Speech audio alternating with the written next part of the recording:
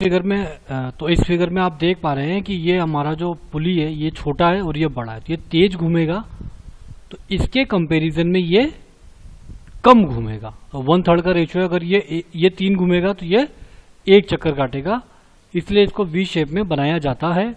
और 36 और 39 इसके बेल्ट के नंबर है, ये जो बेल्ट जिसके माध्यम से ये घूमेगा। इसका फायदा ये होता है कि अगर मान लीजिए हमारे इसके अंदर कुछ फंस जाता है तो ये बेल्ट जो होती है ना इस पुली पे स्लिप हो जाती है, जिससे हमारी मोटर को कोई नुकसान नहीं पहुंचता। अगर मान लीजिए दोनों एक ही शाफ्ट पे लगा देते हैं और यहाँ कुछ फंस जाता है, यहाँ पर कुछ फंस जाता है किसी कारणवश, किसी कारणवश ये हमारा जो ये स्टोन है ये उलझ जाता है किसी भी चीज़ में और नहीं चल पाता, तो हमारे मोटर को नुकसान होने के चांसेस बढ़ जाते हैं। इसीलिए बेल्ट का इस्तेमाल करते हैं ताकि हमारी मोटर बची रहे और ये स्लिप होकर के रह जाए स्लिप।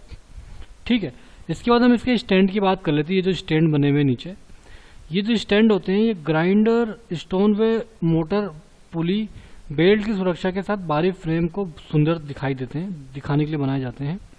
इसको बनाने के लिए मैंने सनमाइका का प्रयोग किया जाता है। स्टेनलेस स्टील के आवरण भी ये बनाए जाते हैं।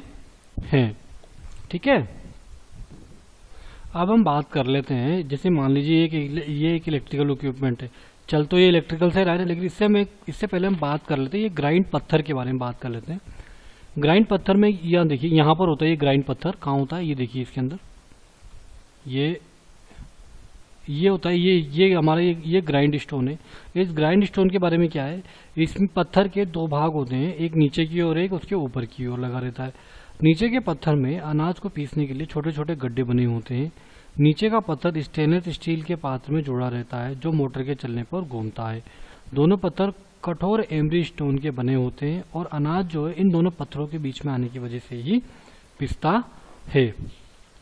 ठीक है, ये तो हमारे स्टोन की बारे बात भी हो गई।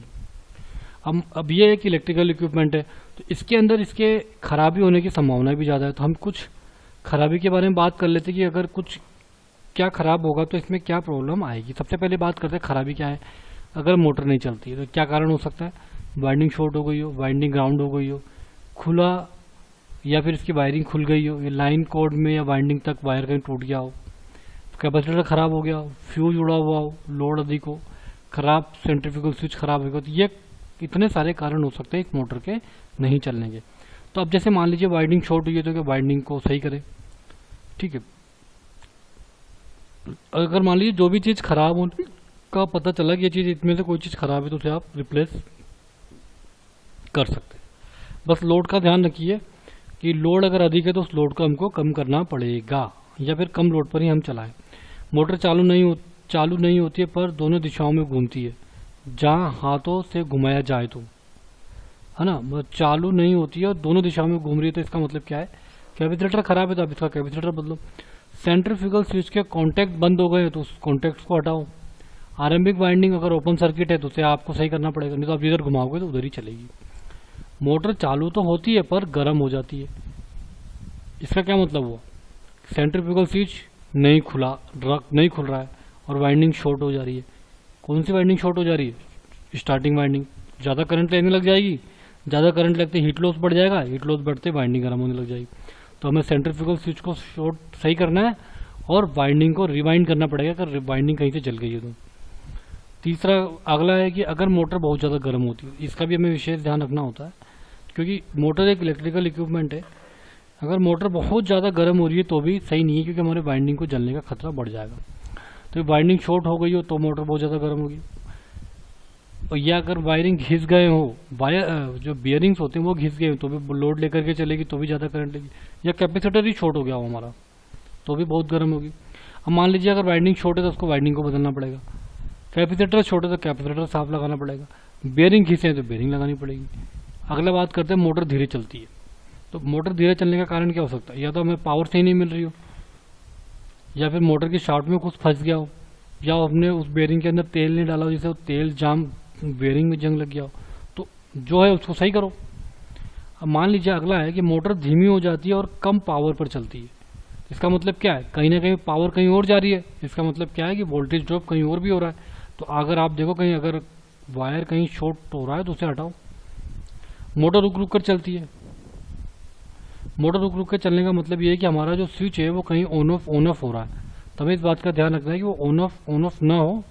जब उसे ऑन होना हो तो वो ऑन हो, जब उसे ऑफ होना हो तो ऑफ हो, और लाइन के जो कोड है उसको ठीक करें। ठीक है, इसी के साथ हमारे पास क्या खत्म हो गया, हमारे पास ये वो इसके इसके जो कारण हमने बता दिए और दोष भी हमने बता दिए, उसको सही भी कर दिया। तो हमने, और इसमें एक वी बेल्ट का वो भी लगा हुआ है, आपने देखा है वी बेल्ट भी लगी हुई है, तो वी बेल्ट में भी कुछ दोष हो सकते हैं। तो सबसे पहली बात तो करते हैं, बाहरी बाजू का घिस गया हो, बाजू घिस जाती है चलते चलते, क्योंकि मैकेनिकल प्रोसेस है ये, तो जो घिस गया है उसे आप सही करें। अंदर का भाग चटक गया हो, बेल्ट सख्त हो गई हो, तो उसे आप उचित तापमान तक रखें, ज़्यादा देर तक न चलाएं। छोटे धब्बे पड़ गए, इसका मतलब कार्ड टूट जाएगा, बेल्ट चलने से वो कोर टूट जाएगी। फूला हुआ और नरम हो गया हो तो भी बेल्ट पे ग्रीस लगाएं, रसायन लगाकर तो सही करें। घिसे हुए जले हुए धब्बे हैं तो उसे आरंभ में अधिकतम लोड के समय पर किस समय रपट जाना है, ये दोष के कारण हो सकते हैं। मान लो प्लाई का अलग होना है तो स्लीव बहुत छोटे होने की वजह से प्लाई अलग हो गई है। अधिक खींचा जा रहा है, इसका मतलब अंदर के कोड़ों का टूटना अधिक तनाव के कारण उसकी कोड टूट सकती है। मतलब ये तो कारण है, ये तो दोष है, ये दोष के कारण है। जैसे ना कि फूला हुआ और नरम हो गया, इसका मतलब क्या, बेल्ट और ग्रीस तेल पर रसायन का लगना, जिससे कि वो फूल नमी आती फूल हो जाएगा। अंदर का भाग चटक गया हो, बेल्ट सख्त हो गई हो या टूट गए हो, इसका मतलब कि तापमान ऊंचे तभी तो चटकेंगे, क्योंकि नेचुरल सी बात है, ये एक मैकेनिकल प्रोसेस है, तो फ्रिक्शन घर्षण भी लगेगा, एयर के साथ भी फ्रिक्शन होगा तो वो गर्म हो जाएगा। तो इन सब बातों का हमको ध्यान रखना है। तो इसी के साथ अगर हम बात कर ले कि हमने इसमें क्या क्या पढ़ा, हमने इसके अंदर मोटर के बारे में पढ़ा। ये हमारे यहाँ पर एक मोटर होती है, एसी फेस की मोटर होती है, एसी कैपेसिटर स्टार्ट मोटर होती है, हमारी वी शेप की पुली होती है, ये स्टेनलेस होता है, ये ग्राइंडर पत्थर होते हैं। एडजस्ट करने के लिए यहाँ पर भी एडजस्टेबल ड्राइवर लगा हुआ है, 3 पिन प्लग होती है, मोटर होती है, पुली होती है। ठीक है, हमें इसमें सबसे बड़ा ध्यान ये रखना है कि इसको ज़्यादा लोड पर ना चलाएं, किसी भी शॉर्ट सर्किट होने से बचाएं, और सेंट्रीफ्यूगल स्विच सही होना चाहिए। ठीक, जो स्टार्टिंग में तो चले, बाद में वो उससे ऑफ हो जाए। ठीक, इसी के साथ समाप्त करता हूँ। धन्यवाद।